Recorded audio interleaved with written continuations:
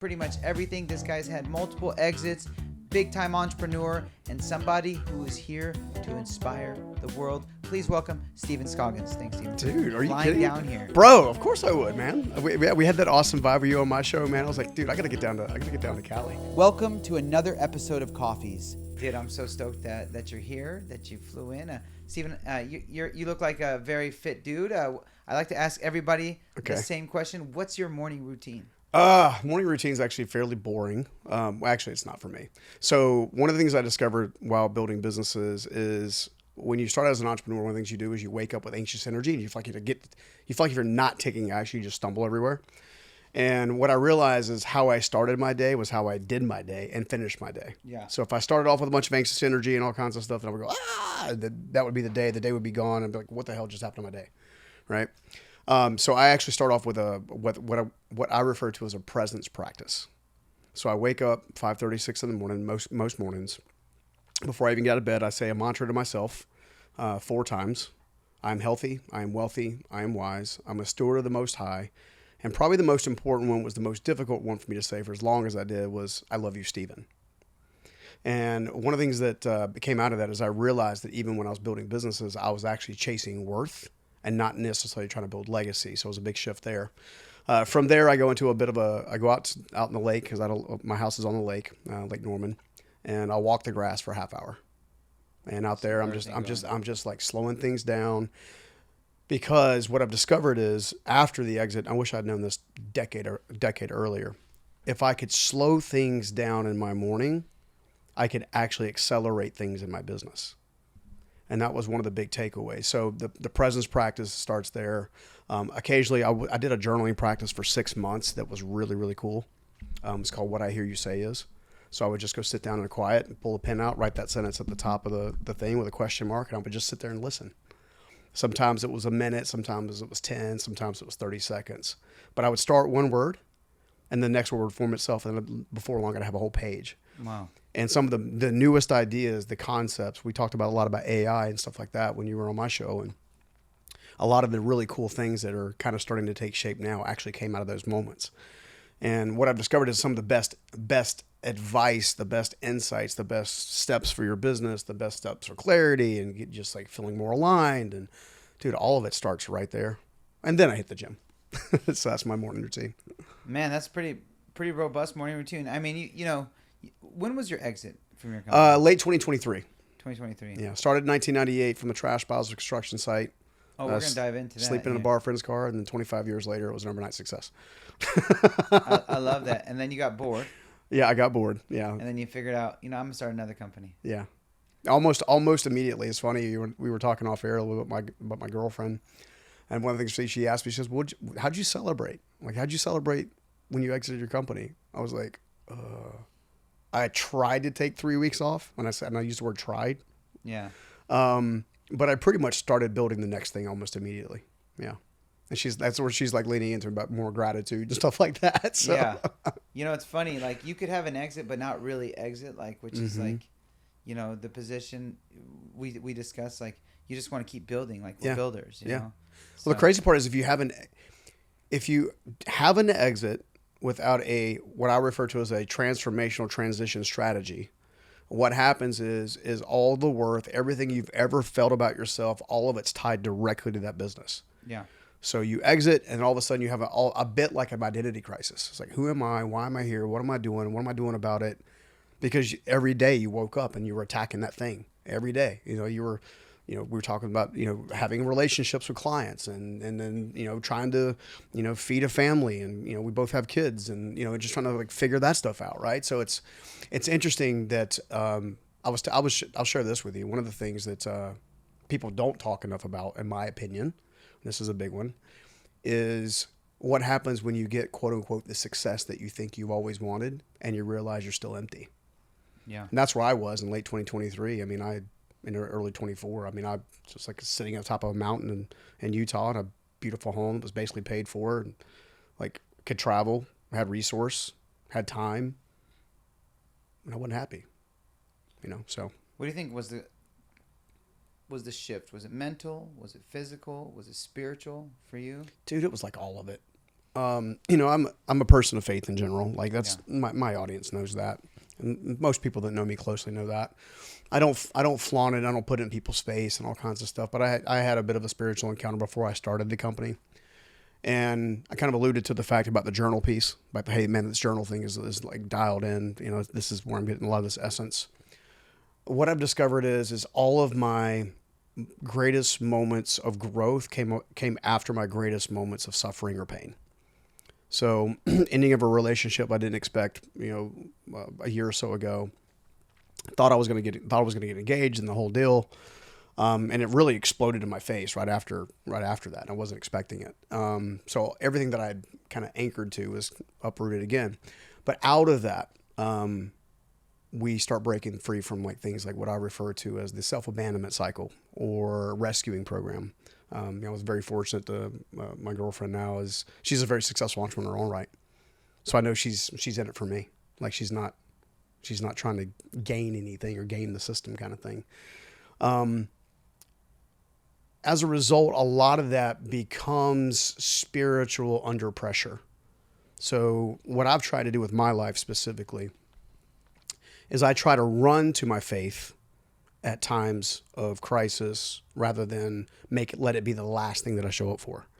One of the things I'm passionate about, and I tell you what, this came out of that. So 2017, I did a live event called Transform You Live in the Raleigh area, which is where I'm originally from.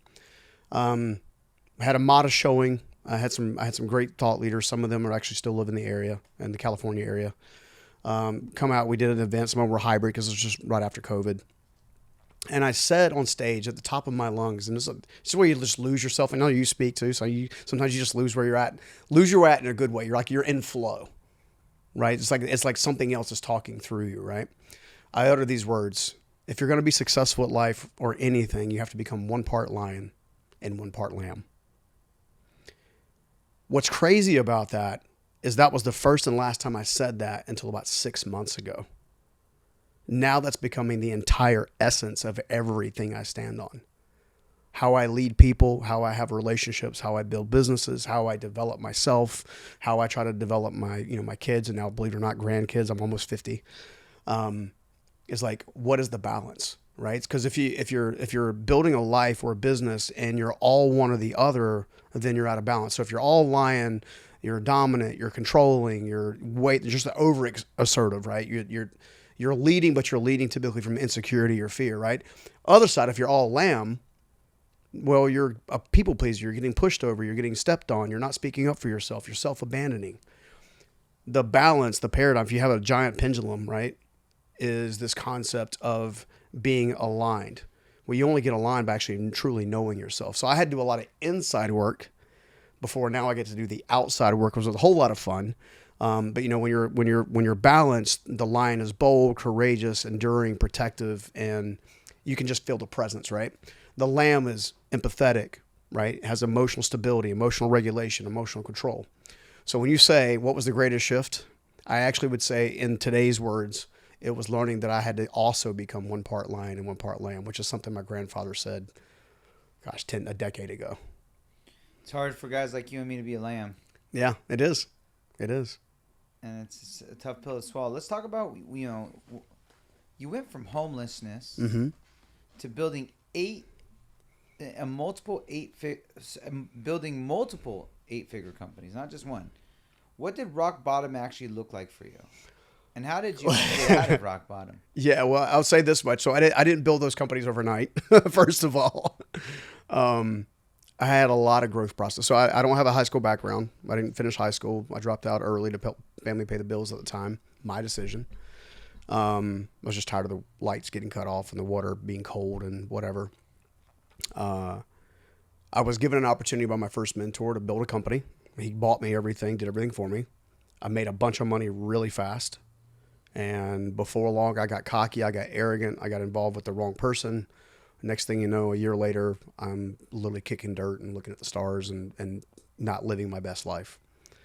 What was really interesting about that is the company that I sold in late 2023 was the company I founded after a bit of a divine encounter, almost ending my life. I told you that I'm here for, one of the things I'm actually here for is the Promise to Live conference. I was one of the speakers there. You went through that phase recently. suicidal? Well, no, that was a couple of decades ago. That was before I started the company. That particular thing. However, I have had to confront my shadow side many times, right? And here's the crazy part: most of us resist the shadow side rather than learning to embrace and love the shadow side, because then you get integration, and then you get grounded. You're present. You're ready to rock and roll. But in the grand scheme of things, I became, when people say, "How did you become homeless?" That's pride and arrogance. At the end of the day, it's pride and arrogance all day long. It was dumb. It was foolish. I was an idiot. And when you say, how did I go and build several companies? You know, some of them were doing, you know, upwards close to 9 figures in top annual revenue and all this kind of stuff. I really had to sit with that. You know, because I can give you the cliche answer. Oh, I went and built an amazing team, which we did. But I also struggled to build an amazing team with my own leadership style for a long time, right? Oh, we just outserved the marketplace. We did, but that's not the truth, right? They say the businesses fail for a variety of different reasons. The top 5 are typically lack of sales, lack of leadership, lack of market penetration, poor product placement, so on and so forth. I've discovered it's a lot simpler than that. And this is one of the things that I've been beating like a drum for like the last 2 months. Is I believe there's 5 constraints in building a company, building yourself. They control your behavior. They influence your behavior more than anything else. They are the very thing that when you make a bad decision that you weren't expecting to make, and you go, why did I know better? Why did I do that? These things are the things that are at play. And the first one is arrogance. Is getting super confident, super cocky in where you're at, and like not realizing that next year might not be the same as this year. Right. It's the hardest thing I deal with when I'm recruiting new people to come to the company. It's arrogance, pride, ego. Yeah. Well, and the crazy part about it is typically if you have a strong ego and a strong arrogance piece, you're actually masking a massive insecurity. Right. You speak up to be louder than everybody else, so you can kind of like somehow put yourself ahead of. It's a weird vibe, and everybody sees it but you. Like when I was in that season, everybody saw it but me. I thought I was doing X, Y, and Z for X, Y, and Z reason, and I realized that people judge us by our actions. We always judge ourselves by our intentions. So that was a huge thing. But the polar opposite of arrogance, right, is honestly humility. And everyone, I believe everyone will go through a humbling. Either it's by choice, meaning you're choosing to look at your blind spots, look at the areas that you need to improve or can improve. You're at a place where you're trying to become more self-aware, or life is going to smack you with it at some point in time, right? And again, I've got friends, I've had clients that are 7-8 figure earners, all kinds of stuff, and their biggest moments of transition and difficulty had nothing to do with money. They had money. It was identity. It was worth, right? You know, so then you look at the second constraint, right, which is ignorance, right? You don't know what you don't know. You think you know what you don't know, or you're unwilling to look at for what you don't know. Yeah. Right. So, you know, we've been very fortunate in business and done some cool things, but I've also been very stupid in business. Still am sometimes. Yeah, I mean, dude, I do stupid with dollar signs, like, and I'm trying really hard not to do that stuff anymore. You know, I'll use this word, suspected embezzlement, about $1.7 million in the early, mid 2000s. I have bought stuff I shouldn't have bought. I have invested money in places I shouldn't have invested. I have not listened to wise counsel. Right. And so it's like, that's a combination of ignorance and arrogance. Right. You know, so how do you get overcome ignorance? It's teachability. You have to be willing to humble yourself to learn from people who have the character qualities that you admire, but are also doing the things that you want to do.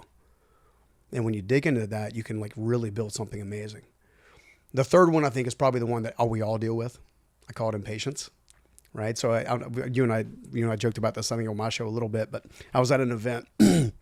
I can't remember how many. It was several months ago. It was a long time ago, and I was given the opportunity to speak to the group a little bit. So I said, by show of hands, everybody raise your hand, right? I said, by show of hands, who in this room feels like you should be further ahead than you actually are? And dude, every single hand went up. It wasn't even like 99%. It was every stinking hand, right? And it's because we're impatient. We want it now. We want it now. We want it now. And we want it now. You know, I know you've got some really cool projects that you're working on. We talked about a little bit off air, and I'm sure part of you is like, I just want to see it finished now. Like I want to go ahead and jump into it. Yeah, I mean, like, let's get it rolling. But that's the kind of mindset I am. It's like, I'm launching. Mm-hmm. Like, we went in, we're launching. Yeah. Like, saw the vision, and boom, let's roll. Yeah. So what do you think what do you think the opposite or the antidote to impatience is? Out of curiosity, what do you think it is? That's a really tough question, because the antidote to impatience is really humility. Mm-hmm. It's definitely tied to it. I would say, from my definition, would be its presence. And the reason I think it's presence is because presence, it forces you to be in the moment now. And if you're in the moment now, you're going to be taking actions and making decisions based on a strategy rather than reactivity. See, I was actually coaching an entrepreneur literally on the airplane on the way here. And they're awesome. They got a massive heart. They have the ability to build a good sized business. They love their team. They love their family. They're just good people, right? At the same time, I'm laying out a strategy. I'm like, hey, this is the strategy that we need to execute on to get you from here to here. And we start building out the strategy. Well, 4 steps into the strategy, like, well, can we just skip step 5, please? Just give me step 5. Just give me step 5. I'll take care of step 5 for you. I'm like, no, I'm not going to give you step 5. We're going to follow the strategy. And the reason I'm doing that is because I'm forcing every entrepreneur that we work with to be present, right? Make a 1-year goal, right? We want to increase revenue by X. We want to build this kind of team. We want to have this new building. We want to do this. We want to and have the goal. But if you're not taking a daily strategy step towards that goal every stinking day, and you're just always chasing this new shiny thing, you're never going to build a sizable, scalable business. Yeah. You know? Yeah, I think that's the problem and the failure of every entrepreneur is that the impatience and their lack of being present in the moment, because everybody's worried about success now. Yeah. But what people fail to enjoy is the process. Yeah. And Gary Vee said this, like, that's what he attributes his success to all the time. It's like, I love the process. Yeah. I love the process. I love the process. And I'm learning to fall in love with the process. I haven't quite got to Gary's standard yet. Yeah, but I'm starting to kind of embrace that. Mm-hmm. And I think with like my next couple ventures, like, it's just because I love the process now because I don't need to do it. Yeah. So it's easy to love the process if you're not relying on the process. That's very true. That's very true. Like, I love this process. Like, it's fun. Like, the game is cool. Yeah. You know, like, I'm over here thinking, like, my next venture, like, how am I going to get my kids involved? Like, this would be something they could get behind, you know? Yeah. Like, you know, that actually makes me think of something really interesting. One of the things that kind of coincides with impatience and what you just described is what I refer to as you're so lost in your fear, which is actually one of the other constraints, meaning that you're starting to dilute your focus. Like what's the best way I can explain this? Fear is the biggest constraint because it's massive. Because an entrepreneur, his back's against the wall. Yeah. Well, here's the crazy part. If it's not a successful entrepreneur. Here's the crazy part. One of our mutual friends, Glenn Stearns, he's always talking about abundance, right? It's easy for him to talk about abundance. I know, but if you know his story, it's not like he didn't walk into it. No, he didn't. Yeah. But like, he's been pretty successful for a long time. Yeah, for sure. So here's where I was going with that. The word scarcity. I found that's my southern boy coming out right now in North Carolina. I found that if I operate in scarcity, I make dumb decisions. In other words, I'm going to try to solve an immediate problem that feels uncomfortable in my soul right now, rather than saying, okay, how is this going to affect me financially, relationally, marketplace, legally, etc. And that's what I'm getting. That's what I'm trying to help entrepreneurs understand. To get into presence, you have to slow things down, right? So that's why I start my day the way I start my day. Because without that, I'm going like every entrepreneur on the planet. I'm still getting after it. I'm still like putting the phone up, doing the deals, doing the emails, investing in this AI thing, and doing that, and doing this. And you lose fulfillment when you're operating in what I refer to as the traditional hustle culture, which is anxious energy just thrown at a wall. Waking up at 4 a.m. just to wake up at 4 a.m. because somebody you watched online said wake up at 4 a.m. And that's how you're going to become successful. What if you slept till 5:30, got a good night's rest, so your brain is actually fed with oxygen and rest, right? And then made intentional decisions. You see what I'm saying? So it's a different type of philosophy that I'm trying to help people understand with the 1 part lion, 1 part lamb integration method. It's about becoming the authentic you. The authentic you, I believe it or not, is the magnetic you. You've had a lot of success on social media. You've had a lot of success in business. You got a lot of success in the marketplace, right?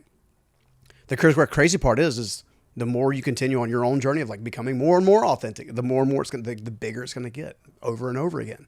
You know, these types of things are like super important, and people, I think they get so focused on trying to solve the immediate problem in their life that they'll sell their soul for a bowl of porridge, which is a Bible reference from Esau. So there's a character in the Bible named Jacob who ended up becoming the nation of Israel. Okay. And obviously that's a huge nation. Jewish people, Christian people everywhere is basically out of this lineage. But Esau was not the firstborn. Yeah. Right. I'm sorry. Esau was the firstborn. Jacob was not the firstborn. The firstborn, the inheritance was supposed to go to Esau. Yeah. But Esau gave his inheritance away because he was hungry in the moment. So he gives his entire legacy, his entire inheritance to Jacob. And Jacob goes and builds a nation with it long term.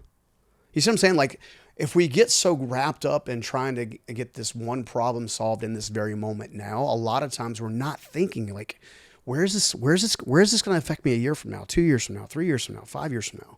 Right? Where's my heart at in this? That kind of thing. So anyway, I'll give you the last two because we've already bounced around them just to make sure I do that for your audience so they don't get mad at both of us. The last two is insecurity and fear.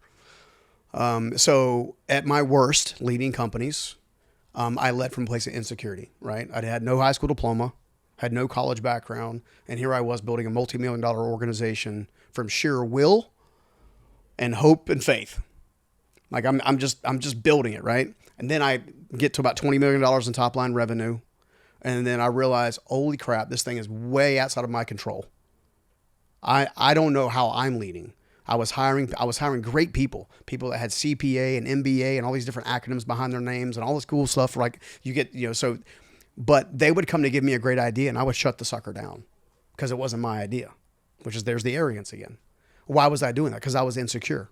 I felt like that if I wasn't my idea, that was the only thing I was bringing to the table, which wasn't true. Obviously, I built a business before they got there. At the same time, if you suppress your superstars, they will leave. And if you're going to build a scalable organization so you can actually have the freedoms that we now get to enjoy, like you have to have a team that is like, for lack of a better word, they're kind of ride or die with you. Yeah. You know? Yeah, I mean, that's evident in my company here. People that have worked for me here have been with me for three companies. Oh, yeah. 20 years. I watched them walk over and give you a big hug. Yeah. Like that's believe it or not, that one little thing tells me a lot about culture. Yeah. Culture is everything to me. Mm-hmm. You know, I was building a company where, like, I was just telling one of, my director of marketing, it's like, I'm going to build a company, like, just because I mean, the guy who puts on my podcast, because I want to see more success, more abundance for you. Yeah. Like, because, like, me just having you work hourly, that's not fair to you. Like, but I think I could create something around you that can allow you, you can create entrepreneurs. Yeah. Yeah.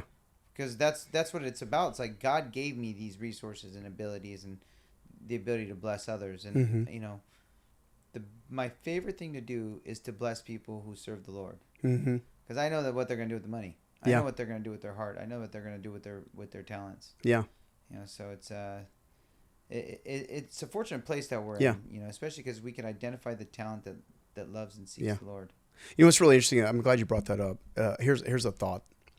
I got this question one time. I was at another event, and somebody says, "Hey, what's the difference between a 7-figure entrepreneur and an 8-figure entrepreneur?" And right, your knee-jerk reaction was duh, money, but it's the same thing that happened when it's not money, right? It's not even. It's funny. My first mentor, the guy that gave me a second chance I didn't deserve, he always told me the answer is always the way you think, right? So there's truth in that too, even with what I'm about to share. But the other thing that came from that was 7-figure entrepreneurs are always looking to earn. They're just earning. 8-figure and beyond are looking to compound.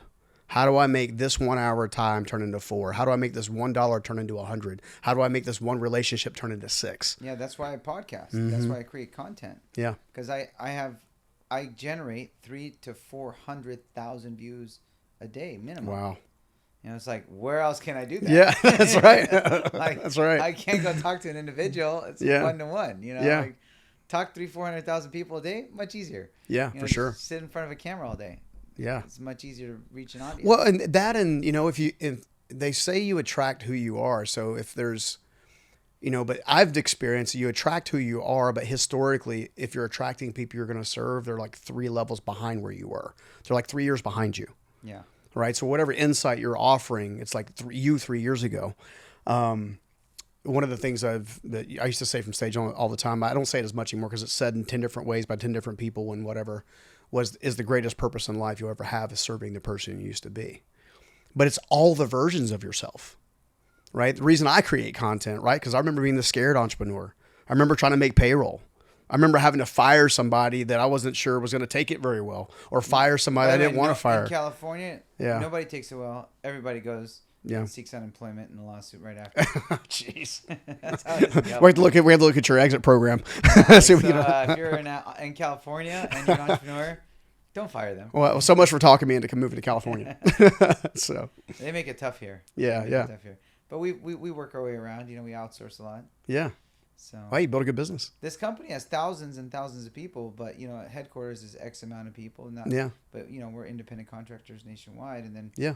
however many people overseas. Yeah. Which is like I can keep scaling. It's as long as you have the process, the systems, the culture, and an integrated leader, you can scale any damn thing. That's right. Anything. And I Right. try to be super integrated. I'm in the weeds. Yeah. I'm in the weeds with my team. Now, let me ask you. You know, you went through a lot of pain. When do you think your pain turned into your calling? I think it's always turning into my calling.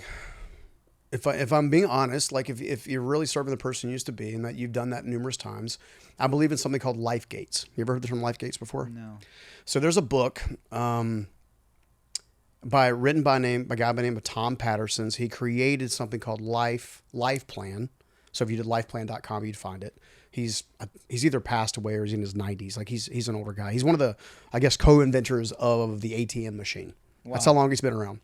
He's a person of faith, and he taught a principle called the 4 domains, which is like spiritual, financial, emotional, relationship.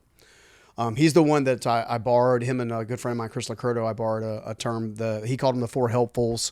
People called it different things. I call it the questions of discernment. So anytime you're confused about what to do, you just sit down with a paper and pen and you basically ask 4 questions, right? About anything in life. What's right, what's wrong, what's confusing, and what's missing. And out of that, if you spend enough time to that, you will get clarity just by that one exercise. It may not give you the exact next step, but it's going to say, oh, I need to aim over here, right?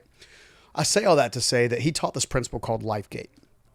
So when we are growing up, there's a first moment we take our first step. There's a first moment we ride our first bike. There's a first moment we kiss our first partner, right? There's all these different first, right? Those are considerably life gates. And unfortunately, in my case, it was the first time I got married. It was the first time I got divorced. Like, it was like, you know, that kind of thing, right? Not every life gate is great. But what the life, some of those life gates are really tough. yeah, it's like super tough, right? Man, I felt like getting beat with my arm ripped off and hit me with it. Yeah, that was fun. Anyway, let's move on. I don't want to go back down that memory journey too far. But life gates are the crucible moments in which everything changes. Either you gain insight, self-worth, identity, all this kinds of stuff as a byproduct of that good event or the not so good event, or you go deeper into victimhood, self-loathing, self-esteem issues, etc. So that's why I believe I'm always becoming the calling. The only difference is what's getting clearer for me is it's becoming increasingly more aware that the people that I tend to coach and mentor and lead, the crazy part is they're already leaders. They're already leading organizations that have 100 people, 200 people, 7 figures, 8 figures. They're just like, dude, how, they respect what I've built outside of this arena. I respect what they built inside of their current arena or a prior arena. But the core difference is like when we're working one-on-one, it's like, We need to get you happy. Yeah. Because here's the thing. I was a good. In fact, I got another guy I want to introduce you to. A guy named Troy Hoffman. You need to have on your show. He helps entrepreneurs like get ready to sell and exit. He's an amazing guy. You'd love him to death. Maybe you guys already know each other. Maybe you guys already know each other. But Here in Orange County. no, I think he's based in Puerto Rico now. Okay. But I think he spent some time in Cali. He's just a great guy. But he and I were talking at an event recently, and he's like, "Hey, what do you do?" For the first time in my life, this actually shook out. So this is again where clarity can happen just by paying attention, right? He goes, "Well, what do you do?" I said, "Honestly, I help great leaders find their meaning after they've made a bunch of money." That's a great. Think great about thing it. Yeah, and man's quest for meaning is something that we all are always on, and I realize like it's very easy to find your meaning. Yeah. If you're rooted in the Lord. Yeah. Period. Yeah. From there, He just directs you. Yeah. Inherent worth. Yeah. So. But yet we like to look outside of ourselves for it. Yeah, and now exactly, and I think someone actually, it was one of my videographers. He's like, you're seeking the you have influencer syndrome. So right now I have like validation issues. Like divorced. Yeah. Now it's like I just want lots of attention from the opposite sex. Like, and if I'm not getting that, I'm like, what's going on? Like, at least you're transparent and honest about it. That's good. Like what you see is what you get. Yeah, I have influencer syndrome. Like, I'm like, oh, so it's like it's the reality, and I battle this, right? Like, I need to be more rooted in the Lord, like more. I'm trying, dude. I Bible study every day, this and prayers and. But see, all right, so here's all right. So as your brother, here's where I'd push a little bit. I would say, okay, why is it more activity rather than more like stillness? Yeah. Maybe it's more about stillness than activity. Because as achievers, and the reason I say this as a brother is because this is me all day long until I learned this new method literally the last year and a half. I spent my entire life chasing, earning validation, earning appreciation, earning the need to be seen, be heard, be valued, be appreciated. And I self-abandoned. I self-sacrificed. I was always on go. I was always striving. That you self-sabotage. Oh, 1,000 times. 1,000 times. It wasn't until I started being still that I started actually feeling what we refer to as the presence of the Lord, or the Lord being the Holy Spirit working inside of us. Or I didn't feel it. Be still? Do you sit and pray and meditate? I mean, I try to be still. I try to pray. You're not going to like my answer. You're not going to like my answer. No, nothing good for you like. And so I'll tell you this: the last major life gate I've gone through. Keep in mind, my life's not over, so there's a chance that I'll go through a few more. I hope not. But the last major life gate I went through was forcing myself to be present and still. Like literally, which is why I start off with the mantra every morning. I try to make it slow. I try not to get up and rush out the door or whatever. If I need to get up, if I need to get up an hour early to make sure I get that practice in place before I go conquer something. Like I did it this morning before I jumped on the airplane at 4 a.m. Right? Because to get here in time for the podcast, flying from the East Coast, it's a 5-6 hour flight depending on how the winds are. Right? I still did my mantra this morning. I still went outside and walked on the grass, even in the dark. And it's just a moment to hear the wind. So here's the way in which I was able to get to a place where in which I could find stillness, and it's still a struggle for me. I don't have it all figured out because my natural predisposition is go mode. Like I can build a business with the best of them, right? No, I mean I just try to even just do a morning routine of stretching and playing the Bible, and that's sometimes I'll get that done 2-3 days a week But if I do that every day, 7 days a week, oh man, I'm on fire. I'll tell you what. So as your brother, here's what I'm gonna recommend you just try for 30 days, and then just send me a quick call or quick text. Let me know how it shakes out because it changed the game for me. It goes all the way back to the beginning of the show. I want you to grab a journal. I want you to be in quiet, and the very first thing you do after you get out of bed, if you do some gratitude practice or something like that, this comes after that. But go find a quiet place in the house that feels peaceful to you. And do that journaling process. What I hear you say is, and just sit there for 15 or 20 minutes. Have a time. Take your phone, turn the time clock on, Put it where you can hear it, but it's nowhere where you can check it, I have play a with it. journaling practice too. Yeah. It's a gratitude journal, and when I do that, but everything is like, oh, I need to do that, or I need to stretch, like, but then I have this whole vitamin stack sequence, and then it's like my protein is like, then it's like red light therapy. It's like this. If I don't get 1 hour to do all this, and I only get 15 minutes, then I'm going to prioritize the vitamins and the stuff that has to get done. I'm gonna ask you to stretch, man. Stretch is not stretch, not physically stretch. Stretch mentally, stretch emotionally, stretch spiritually. Yeah. One of the things that came out of one of those journaling sessions was, and this is something that I feel like God was telling me. Do you scribe or do you just do a gratitude journal? No, I wait till I don't do any. I write what I hear you say is, and I sit there with ink pen until I hear like something's coming from heaven, and then I start writing. Right. The first time I did it, it happened super quick because I was going through a transition. So it was like there was stuff to be over, like kind of out. Then there was times I would sit there for 10 minutes and nothing would come. And then I'd write the one word and then the next word would form itself. And then I would go back and it was like all of my things that I think is chaos in my life that I'm trying to solve literally would come out of that journaling practice. What I hear you say is. What I hear you say is, which means what I hear you say is, which means we shut up, we stop the anxious activity and we listen. With intention. The very first time I did that was after that major transition I told you about before. A good buddy of mine, Henry Amar, he's the one that taught me how to do it. It's like a quick 6-minute meditation, quiet, like music, come out of it and just free write, right?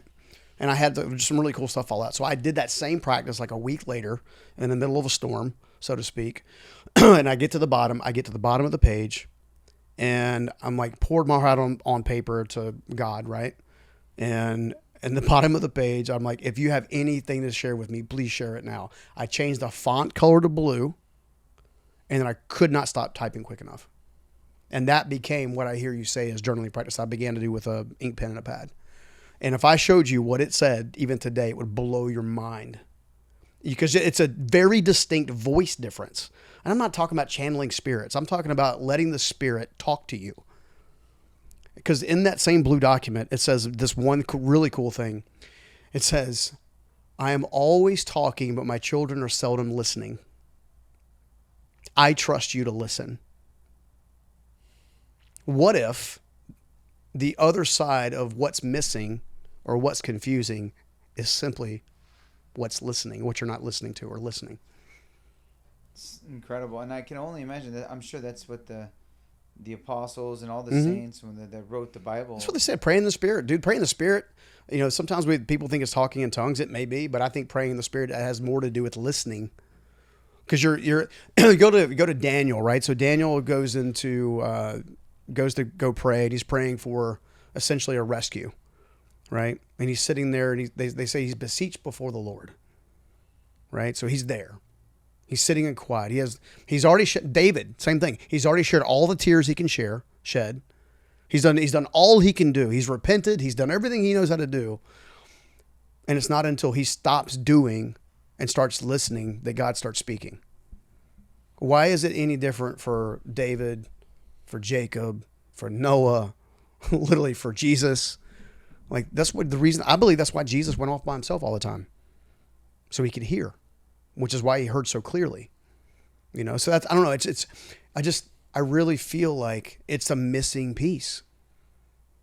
I feel like because we don't slow down to do practices like that, all we have is chaos. We're constantly chasing chaos. We're chasing that creates chaos. We're chasing that creates chaos. We call in the wrong types of things in our life because we're chasing chaos. We're chasing activity. I'm telling you, my spirit is more grounded now than it has ever been in my entire life. And it's all because of that stillness. It's all about sitting still, doing the journaling practice. We kind of talked at the beginning of the show about the girlfriend that I have, who does not like being in the public eye, so I don't do a lot of shout outs for that. But one of the things that she does that I thought was really cool when I met her was she already does her own stillness stuff. Like when I was going through something or whatever, I would say, hey, look, I'm gonna go ground, which is another grounding is nothing more than a code word to go be present and still. I'm going to go put my feet on the grass. I'm going to go sit in silence. I'm going to go try to get this anxious energy out of me. Sometimes I'll go, and just shake it out, right? There were times when she's had a couple things going, but she's like, I need to go for a walk. I'm like, okay, cool. There are different forms of being still. There are different forms.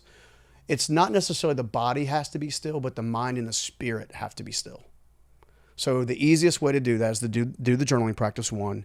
And 2, later today, maybe sometime, this is for everybody watching and listening, go out. California's beautiful, dude. This place has the most unbelievable weather. We pay a weather tax. I know you pay a weather tax. And we deal with a political climate that's also unreal. Mm-hmm. So, we better embrace the weather. Well, so here's the thing. Let's go enjoy the weather. So go outside, take your shoes off, put your feet on the grass, and then just pay attention to listening to the wind blow. I can watch the palm tree right outside that window right there. It's just. You've learned to be still. I have not. Well, that's just why I'm your brother, and I'm saying, hey, bro, follow me this way. Yeah. You can still have it all, but you can also have that and meaning and peace. Yeah. What is it all without peace? Nothing. Mm-hmm. What is it all without God? Nothing. Yeah. Well, the Bible talks about what good is it to gain the whole world and lose your own self or soul in the process. Yeah. Nothing. It's worthless. But that's what we do as humanity. We just strive and strive and strive and strive. And what I'm saying, hey, look, strive, go do all you can do, have a beautiful life, try to see how far you can go. Don't let anybody else's label come on you that you feel like whatever.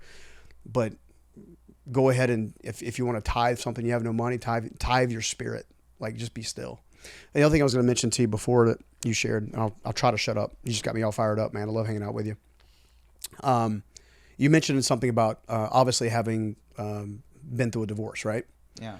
So here's what I decided to do. I decided to not wear any labels anymore. I just decided. What's that mean? You're not divorced. Well, I got divorced. A divorce occurred. A divorce happened. Yeah. But that doesn't make me necessarily a divorce. Yeah, exactly. If I take that identity, then what will happen is every relationship that I have coming my way, right, I'm likely to sabotage. Because I'm going into the relationship with a sense of insecurity and low self-worth because of an event. And let's just face it, very seldom, can happen, but very seldom is it one person's responsibility while a marriage will end. There's lots of little slices and cuts along the way. Yeah. Harsh words, silent moments. Twos. Exactly. So it's like, if I wish my former spouse well, like, and I genuinely like, hey, look, I hope life gets really good for you, right? If I can get to that place, and I'm really wishing that, then why am I going to wear my label as if like a bear of shame? The whole reason Jesus came was to help us with the things that we screw up. The whole reason he came was because he knew that we were human in such a way that we legitimately don't have the self-control and the discipline to turn every single evil thing away from our life. We really don't. No, we don't. But what we do have is we have the ability to integrate and have connection. As you integrate the things that you once chased to fill a void, you no longer chase to fill the void. And now the void can be filled by the thing it's supposed to be filled by, which is, in my case, your case, Jesus and the Holy Spirit. And then you don't worry about self-worth anymore. Like, I don't have to prove it. And this is just being honest. I used to spend my entire life trying to prove. Here's the cool thing. Technically, on paper, I've already done the impossible. I ain't got a damn thing to prove to anybody. Not a damn thing. And I'm just being honest. Like, I'm out here trying to help people and serve people because I want to. I want people to have fulfillment. I want them to have peace. I want them to have love. I want them to have joy. We're past the point of having to make money to survive, right? Mm-hmm. Let me ask you a couple last questions. Sure. This is about goals. Yep. It's a three-pronged question. What's a personal goal that you have for yourself? A goal that you have for your family? And a goal that you have for Unstoppable? All right. So the goal I have for myself is 1 part lion, 1 part lamb. A Leader's Guide to Rise, Lead, and Last will come out probably the mid part of next year, give or take. Already got the domain stuff. The manuscript's already done, but proposals. Love the name. Thanks, bro. I can't believe you got that name. I would bought the domain and everything. So, in fact, it's a whole brand. A lot of the workout stuff I wear online is our logos and stuff like that. But I would like to have that book enter into 1 million hands. And I'm totally okay with giving the proceeds to charity or something like that, if that's God's will. Totally okay with it. Because what's inside of those pages is what's inside of my heart. It's inside of my experiences. It's inside of everything that I've built, everything that I've done, everything I've walked through, every fire, every trial, every joy, every blessing. And I believe, just like Steve Myrick, my first mentor, old man Myrick, gave me a second chance, I think that book will give people a second chance to live a life they were supposed to live, not the life that they were told they were supposed to live, which is a big difference. Personal goal for my family. I want to be Steve Myrick to them. So what do I mean by that? In short, I want to leave a legacy inside of them, not just around them. I want them to grow up and be men and women of character and honesty and want to help the world and want to do good in the world. I want them to pursue their callings, and they don't have to make it. My oldest son's a history teacher and loves it. He wants to be a professor. My other son wants to be an entrepreneur all day long. They got different goals. Both of them can be massively successful regardless of what's in their checkbook, right? So I want them to find their thing, find their niche. I want them to be responsible. All my wealth is going to be tied up into a trust. And that trust is going to protect who gets what and how they get it and what they have to do to get it and all that kinds of things, because I want to make sure that, that legacy on paper doesn't erode after the third generation, which is the average. You and I work our butts off to create something from scratch. By the time we get to our grandchildren, little Ocean, who just was born a few months ago, actually on my girlfriend's birthday, which is kind of cool. He, in theory, may or may not have access to me by the time he's adult, basically, right? By the time he's eligible for a trust, right? So I want there to be parameters in the trust to protect how he uses money before he can even access it. I want him to have stewardship, right? So it comes down to stewardship, legacy inside, legacy outside, and essentially the world a better place. Unstoppable solutions. My primary goal for Unstoppable Solutions is to, I think, one, give leaders a voice that need to be heard. I'm a big believer that some of the most important voices on the planet have yet to be heard. And I'm not taking anything away from some of our friends who are very successful in thought leadership and stuff like that. They've added tremendous value, and that won't stop. But these are voices that speak to a heart and not just a business concept or a strategy or a framework. So I would say give leaders a voice. I want the content that we create to add value to the world and not subtract value from the world. I don't have to make $1. If I serve well, I probably will, and that's okay. But I don't have to. I want the content to stand on its own two legs.